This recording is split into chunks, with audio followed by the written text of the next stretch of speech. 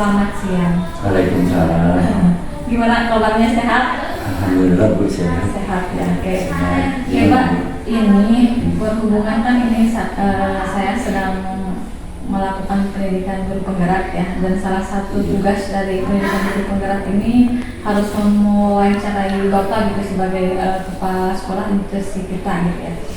Di sini ada kurang lebih 8 pertanyaan yang harus Bapak jawab gitu ya, mengenai bagaimana pengambilan keputusan gitu. Nah, yang pertama Pak yang ingin saya tanyakan, selama ini Bapak sebagai kepala sekolah bagaimana dapat mengidentifikasi kasus-kasus yang merupakan dilema etika atau bujukan moral, gitu, baik itu untuk peserta didik maupun untuk guru-gurunya. Iya, makasih pertanyaannya yang bagus. Jadi salah satu kompetensi kepala sekolah itu harus mampu mengatasi masalah. Ya. Itu secara menyeluruh, mendalam, kemudian secara sistematis. Jadi ini namanya kompleks problem solving. Kalau masalah itu masih dalam skop perorangan, ya win-win solution. Itu win-win solution itu tidak ada yang merasa disalahkan, tidak ada yang merasa dimenangkan. Jadi ini agar memacu untuk motivasi bekerja sama. Jadi tidak ada yang tersakiti seperti itu. Tapi kalau masalah itu masalah yang umum, itu harus meningkatkan komunikasi. Nanti keputusannya secara bersama seperti itu, masukan-masukan dari teman. Jadi memperbanyak komunikasi. Ya, akhirnya itu yang dikatakan manajemen people. Bagaimana mengatur orang-orang supaya mau bekerja sesuai dengan aturan, sesuai dengan visi misi yang ada yang setelah kita buat bersama. Ya, berkomitmen seperti itu. Kadang kita hidup banyak masalah, cuma masalah pribadi, masalah di sekolah, masalah dengan teman, masalah dengan anak-anak. Nah, ini harus pandai memanage agar semuanya ini berjalan dengan baik. Masalah keluarga bisa diatur, masalah sekolah dengan teman bisa kondusif, dengan anak-anak juga.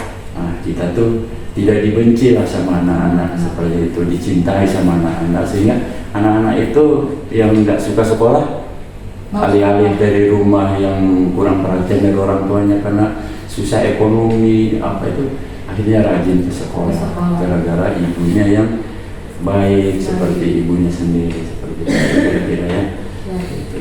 Berarti manajemen kitanya ya Pak, dan komunikasi yang baik gitu ya.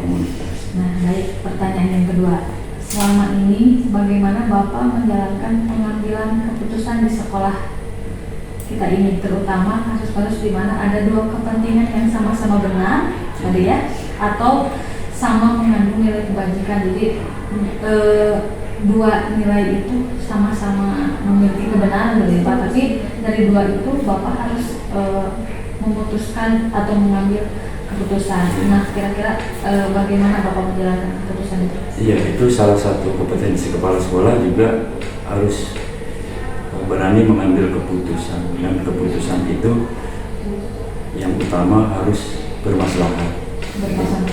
Dan manfaatnya itu kira-kira secara komprehensif ya.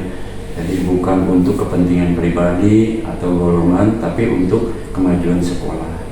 Nah, dalam pengambilan keputusan itu terutama ya ini keputusannya dipertimbangkan. Sebenarnya ada rumusnya yang mungkin tahapan-tahapan menurut secara ilmiah yaitu, tapi yang utama adalah menggali informasi. Menggali informasi gitu ya. Jangan sampai mengatasi masalah memberi keputusan yang salah. Seperti itu. Jadi harus bisa berpikir menyeluruh, mendalam. Jadi jangan sampai menyelesaikan masalah tanpa solusi gitu ya. Ya, seperti itu. Jadi yang paling utama ada manfaatnya nggak buat anak-anak. Berpihak pada murid ya? Berpihak kepada anak-anak. berpihak kepada pelanggan. Dengan keputusan itu anak-anak merasa puas dengan kita, sehingga diharapkan nanti anak-anak juga mengajak teman-temannya, mengajak orang kampungnya pada sekolah di sini karena mendapatkan kepuasan dari keputusan itu. Seperti itu kira-kira. Terima kasih, sangat bermanfaat sekali. Nah, kemudian yang ketiga, langkah-langkah atau prosedur seperti apa yang biasa Bapak lakukan dalam penyelesaian sebuah masalah? Dalam sebuah masalah, yang pertama Bapak itu berusaha mengatasi masalah itu sampai ke akarnya. Jadi intinya masalah itu akan bisa diselesaikan dengan baik apabila menemukan penyebab utamanya. Jadi dianalisis informasi-informasi yang ada, kemudian diinventarisir, ya, kemudian misalnya satu, kemungkinan penyebabnya apa, dua, kemungkinan penyebabnya apa, ketiga, kemungkinan penyebabnya apa. Dari informasi-informasi yang ada kemudian dianalisis secara sistematis, kemudian kita komunikasikan orang-orang terdekat, para wakil kepala sekolah, para kepala program. Dengan demikian menghasilkan keputusan yang diterima.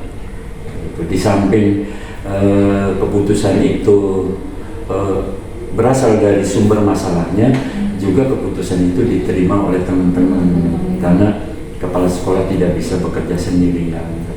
Itu kira-kira Bu. Siapa harus diinginkan ke yang lain. Nah, selanjutnya, hal-hal apa saja yang selama ini Bapak anggap efektif dalam pengambilan keputusan pada kasus-kasus dilema etika? Jadi cara yang paling efektif Bapak lakukan dalam pengambilan keputusan itu kira-kira seperti apa? Bapak terus terang bekerja di sini berbahagia karena teman-teman Bapak dan Ibu guru proaktif dalam mengatasi masalah. Jadi kalau dia itu misalnya bermasalah bukan menjauhi, malah mendekat. Jadi saya senang jadi karena itu saja sudah bagus sekali. Nah, itu kira-kira. Baik, terima kasih. Nah, pasti ketika pengambilan keputusan itu kan suka ada tantangan atau hambatan, Pak. Kira-kira tantangan Bapak ketika mengambil sebuah keputusan itu seperti apa? Ya, yang namanya keputusan kepala sekolah itu, ini ada dari ahli yang mungkin pernah waktu kuliah ya, dalam 100% komunitas sekolah, masyarakat sekolah, itu ada 30% yang tidak suka ke kepala sekolah. 30%? Ya, 30%-nya lagi yang suka, yang lebihnya itu biasa-biasa saja. Gitu kan. Nah, hambatannya yang nggak suka ini, yang 30%, ya, yang 30%-nya ini bisa menjadi api dalam sekam, yang bisa memprovokasi teman-temannya untuk lama. Iya, makanya jadi kepala sekolah itu ada aturan 2 tahun harus dirotasi, paling lama 4 tahun. Karena kalau udah lama nanti yang orang lain ini ikut bosan, akhirnya ngepro yang tidak suka. Nah, ini ya cara ngatasinya kita komunikasi. Mungkin komunikasi ini sangat penting dalam organisasi. Iya, karena apa yang menurut kita benar belum tentu bagi dia, apalagi ada kepentingan pribadi yang kita nggak ngerti. Iya, kita nggak ngerti. Atau beda budaya. Iya, orang aja beda karakter pasti, perbedaan individu kan. Nah, mungkin beda budaya, salah penerimaan itu pasti. Tapi dengan komunikasi, dengan adanya evaluasi ya Pak Cecep, di sekolah ini setiap 2 minggu atau sebulan sekali ada komunikasi, maka masalah-masalah kecil tidak menjadi besar. Seperti itu. Itu kira-kira Bu. Baik Pak, sangat bagus sekali solusinya. Nah, ketika Bapak tadi pengambilan keputusan, kira-kira penyelesaiannya itu secara langsung atau misalkan dijadwalkan nih minggu ini, minggu depan atau bulan depan, ketika Bapak punya sesuatu masalah biasanya dijadwalkan atau secara langsung gitu Pak? Begitu ada masalah langsung diselesaikan atau menunggu nanti sampai saatnya tiba misalkan minggu depan, bulan depan gitu atau gimana? Ya tadi tuh kalau menurut agenda sekolah ada interval waktu untuk saling berbagi rasa. Misalnya sebulan sekali, kemarin sudah ada, itu bagus banget. Tapi kalau masalah, yang namanya masalah itu jangan ditunda-tunda. Ya, Ditunda-tunda, cepat diselesaikan gitu kan. Nah, seperti itu kira-kira Bu. Adakah seseorang atau faktor-faktor yang selama ini mempermudah Bapak dalam membantu pengambilan keputusan terutama dalam kasus-kasus dilema etika? Ada nggak faktor yang menyebabkan dapat membantu Bapak itu dalam pengambilan keputusan itu? Ya tadi itu Cijambe ini eksklusif. Selama Bapak jadi kepala sekolah ya, atau jadi guru, ini yang paling enak di sini lah, paling nyaman, paling nyaman. Ya. Kenapa paling nyaman? Ya karena teman-temannya ini ya proaktif lah, ya, seperti itu, sehingga masalah-masalah itu boleh dikatakan nggak ada. Iya, ada diselesaikan oleh kami dulu gitu. Iya. Ya tahu-tahu enak aja satu enak banget. Jadi kepala sekolah di sini enak banget Bu. Iya. Oke, yang terakhir Pak. Dari semua hal yang telah tadi Bapak sampaikan gitu ya, kira-kira pembelajaran apa yang bisa Bapak petik dalam pengambilan sebuah keputusan terutama dalam kasus-kasus dilema etika? Jadi pengambilan yang dapat Bapak petik dari tadi pembicaraan kita dari pernyataan nomor 1 sampai nomor barusan faktor-faktor pendorongnya, kira-kira apa yang Bapak bisa ambil dari percakapan kita hari ini? Iya, jadi kesimpulannya dalam pengambilan keputusan itu yang pertimbangan pertama adalah untuk kemajuan sekolah, bukan pengkondisian pribadi kepala sekolah yang mungkin di luar sana banyak oknum kepala sekolah yang bisa untuk memperkaya diri dan seterusnya sehingga mempengaruhi keputusan. Saya ingin hidup itu berbahagia di dalam ridha Allah, seperti itu, sehingga semua itu saya pengen akuntabel, saya terbuka. Dengan keterbukaan insya Allah kita susah bareng, senang bareng. Nah, di situ kuncinya kerjasama kita. Kalau kepala sekolahnya itu banyak menyembunyikan, itu pasti tahu. Orang pasti tahu, meskipun secara lahir dia tidak tahu, rohani dia tahu.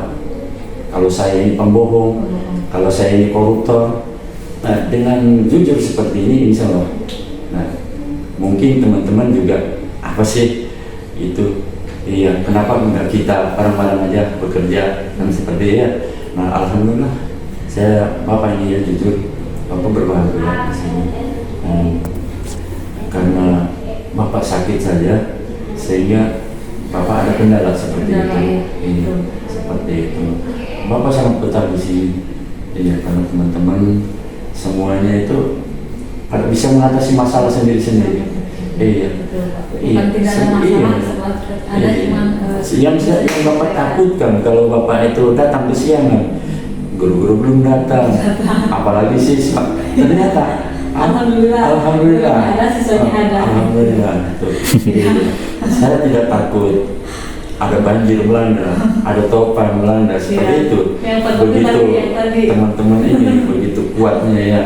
Jadi yang namanya feeling bersentuhan ada, tapi tidak sampai pecah di sini kan. Yang namanya berteman juga di sini adalah kecil-kecilan, itu senggol-senggolan. Tapi kan ini kan bagus nih akidahnya ini, berarti ya jangan sampai 3 hari lah nggak nyapa teman kan. Nah itu, nah buktinya itu sudah terbukti. Kita baik-baik aja. Iya, baik-baik semua di sini kan. Saya tahu kondisi hati semua orang di sini. Berarti tahu kondisi saya ya Pak. Iya, Pak Cecep, Pak Rizky, Pak Tilman. Pak Cecep juga dengan saya bagaimana, nyatanya baik-baik saja. Betul, Karena etika tadi dipakai, Iya, etika, kemudian budi pekerti, ya inilah yang membuat Bapak itu bahagia, senang, dan tidak bisa dinilai dengan uang. Betul. Iya, iya. Kalau rezeki itu dari Allah. Betul. Iya.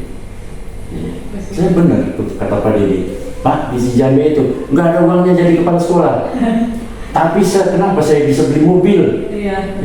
Pak, mungkin cukup sekian ya sesi wawancaranya, sangat bermakna sekali gitu Pak sebagai guru gitu ya. Saya mendapatkan pengalaman baru yang Bapak berikan mulai dari bagaimana menyelesaikan masalah, kemudian faktor-faktor pendukungnya apa saja, dan kekuatan atau tantangan yang Bapak memiliki itu sangat membantu saya untuk menjadikan pembelajaran ketika nanti mungkin gitu ya suatu saat saya jadi kepala sekolah, saya bisa mengaplikasikan apa yang barusan Bapak jabarkan. Terima kasih Pak atas pengalamannya, terima kasih dan assalamualaikum warahmatullahi wabarakatuh. Assalamualaikum.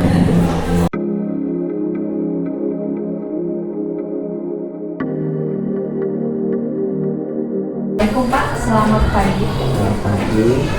Perkenalkan saya Wulan dari SMKN Negeri Jambi, kebetulan merupakan salah satu calon guru penggerak angkatan 8 ini Pak. Dan kemudian juga saya ini ada satu tugas yang mengharuskan mewawancarai kepala sekolah. Satu di antaranya kepala sekolah dari mohon izin kepada Bapak untuk menanyakan beberapa pertanyaan terkait pengambilan keputusan. Satu ya Pak, mungkin selama Bapak menjabat sebagai kepala sekolah, ada kasus-kasus yang merupakan ketika di sekolah Bapak atau di bukan orang, bagaimana Bapak menyikapi? Dalam menyikapi kasus pidana etika yang terjadi saat ini, pertama khususnya yang terjadi di kepegawaian, misalnya ketika ada seorang pegawai yang memiliki dua kompetensi yang sama-sama baik, kami akan lebih memprioritaskan pada kompetensi yang paling dibutuhkan saat ini, sehingga pemetaan pegawai yang ada saat ini sesuai dengan kebutuhan atau fokus lembaga pada program unggulan yang ingin dicapai pada dalam jangka waktu yang pendek atau jangka pendeknya. Kemudian jika kasus tersebut juga terjadi di BURI, misalkan, kami akan lebih cenderung pada untuk menghindari adanya konteks dalam arti saat ini percampuran antara putra ataupun putri. Sehingga contoh misalkan dalam kondisi saat ini, kasus yang paling penting atau paling urgen dihadapi saat ini adalah tentang pacaran, tentang pacaran. Nah, ketika ada siswa yang memiliki kompetensi yang baik, kedua-duanya ada di putra dan di putri, kami cenderung memisahkan baik itu dari segi prestasinya atau kategori prestasinya, seperti itu. Lebih diprioritaskan. Ya, dipisahkan untuk tidak menjadi satu satuan seperti itu. Takutnya nanti malah justru merujuk pada akhirnya keduanya memiliki, ya namanya anak-anak ya, kita memiliki rasa-rasa yang tidak perlulah sebenarnya karena pada masa pertumbuhan. Terima kasih. Yang kedua, bagaimana Bapak menjalankan pengambilan keputusan di sekolah, terutama kasus-kasus di mana dua kepentingan itu sama-sama benar dan sama-sama mengambil nilai kebaikan? Dalam pengambilan keputusannya, pertama biasanya saya berdiskusi langsung dengan wakil kepala sekolah. Saya mengusulkan wakil kepala sekolah dengan kurikulum, kesiswaan, dan yang lainnya. Hal ini terutama khususnya dalam pemetaan pegawai Yang paling pokok adalah kami berunding terlebih dahulu tentang program-program yang akan kami capai, kemudian memetakan orang-orang yang tepat di bidangnya. Kemudian setelah itu kami mengajukan konfirmasi kepada ketua yayasan atau di lembaga. Selanjutnya, langkah-langkah atau prosedur seperti apa yang Bapak lakukan? Pertama, kami melakukan konfirmasi dulu penyusunan program yang ingin kami capai dalam waktu dekat. Dan kemudian yang kedua, istilahnya itu mengklasifikasi atau mengevaluasi setiap pekerja, ya kompetensi setiap pegawai yang kita bekerja, pegawai yang ada. Kemudian kami mencocokkan kompetensi sesuai dengan kemampuan yang paling tepat dan sesuai dengan kebutuhan programnya. Setelah itu pemetaan dan yang terakhir adalah finalisasi penempatan kebutuhan pegawai di tempat ini. Yang selanjutnya, hal apa saja yang selama ini efektif Bapak lakukan sebagai jalan mengambil keputusan yang paling efektif? Yang paling efektif pertama memang satu, jalur musyawarah. Jalur musyawarah atau perkumpulan kepala jajaran pimpinan dan wakil kepala sekolah. Namun jika ternyata setelah perkumpulan itu tidak didapatkan sebuah keputusan yang final, maka saya akan berusaha mengambil keputusan sebelum mengambil tentunya yang paling maslahat untuk semua. Musyawarah yang pertama, yang kedua kalau Bapak sendiri yang berkaitan mengambil keputusan. Ya, betul. Selanjutnya, ketika kita mengambil keputusan gitu ya, biasanya kan suka ada tantangan. Ya. Kira tantangan apa yang selama ini Bapak hadapi? Khususnya di bidang pengelolaan sumber daya manusia yang tadi ya. Kita samakan satu topik yang misalkan kasusnya adalah tentang kepegawaian. Salah satu tantangannya adalah pertama kesiapan sumber daya yang kita miliki untuk ditempatkan di beberapa tempat gitu ya, atau ditempatkan sesuai dengan kebutuhan program seperti itu.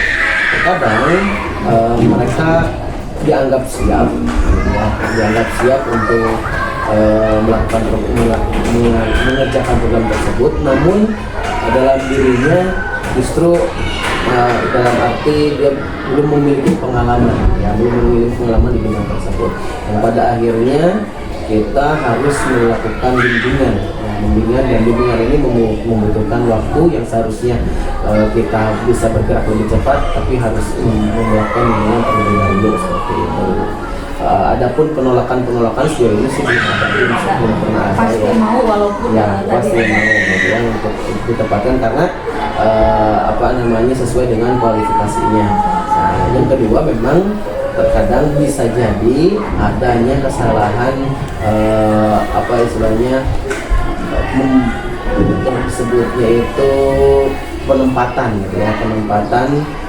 yang sudah direncanakan, entah itu karena kesalahan mengevaluasi gitu ya, atau memang kita tidak memiliki sumber dayanya gitu. Sehingga ya akhirnya mau nggak mau si A harus mau seperti itu. Ada mungkin unsur paksaan ya. Gitu.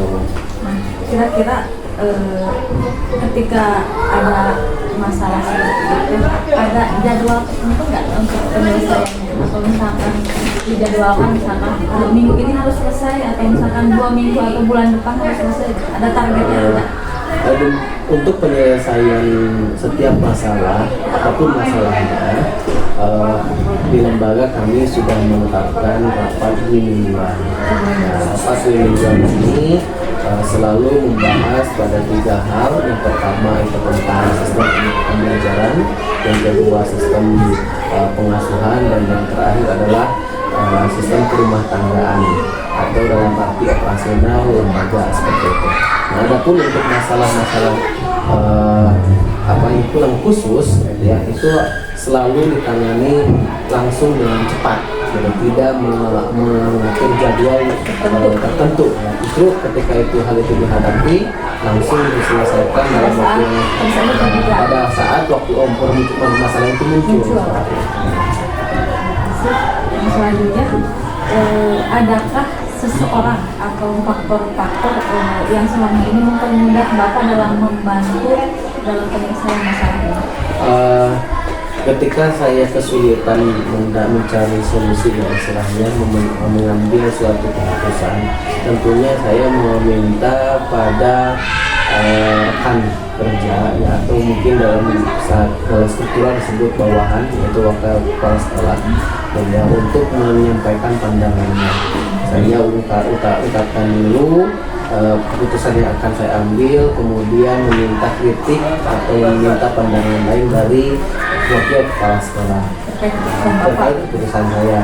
Nah, jika dianggap sudah tepat, semuanya sudah cocok, barulah kami putuskan. Tapi kalau misalkan ada hal lain atau pandangan lain dari wakil kepala sekolah yang mengajukan dan itu ternyata dianggap lebih baik, maka keputusan tersebut akan kita ambil. Tentunya wakil kepala sekolah dan juga pimpinan sebagai pemangku kebijakan. Ini yang terakhir, dari yang Bapak sampaikan dari awal sampai akhir kita membahas tentang pengambilan keputusan. Kira-kira dari pembicaraan ini apa yang Bapak petik dari pembicaraan ini? Dari pembicaraan hari ini saya bisa mereview kembali, atau dalam arti saya bisa memahami apa yang harus saya lakukan ke depan. Jadi sebagai pemimpin, terus sebagai koreksi dan juga sebagai istilahnya pengembangan ke depan. Ternyata mungkin sebelumnya saya belum mengerti teorinya gitu ya, tentang apa sebenarnya. Oh, ternyata kasus-kasusnya pernah dilalui dan sudah kami putuskan dan sampai saat ini berjalan dengan lancar. Tentunya kedepannya mungkin tadi terkait penjadwalan, apakah itu bisa dijadwalkan atau tidak, tentang evaluasi di sekolah ataupun kepegawaian, tentunya akan membantu dalam pengambilan keputusan yang lebih baik seperti itu. Bapak, terima kasih. Saya sudah ini waktu Bapak ya, mengganggu waktu Bapak. Dan alhamdulillah saya mendapat pelajaran yang berharga dari Bapak. Selain dari kepala sekolah di tempat saya bekerja, tentunya ada pengalaman lain. Ternyata ketika pengambilan keputusan di sini kan berbasis pesantren ya, otomatis berbeda dengan kami yang umum. Terima kasih atas pengalamannya. Terima kasih. Assalamualaikum warahmatullahi wabarakatuh. Waalaikumsalam.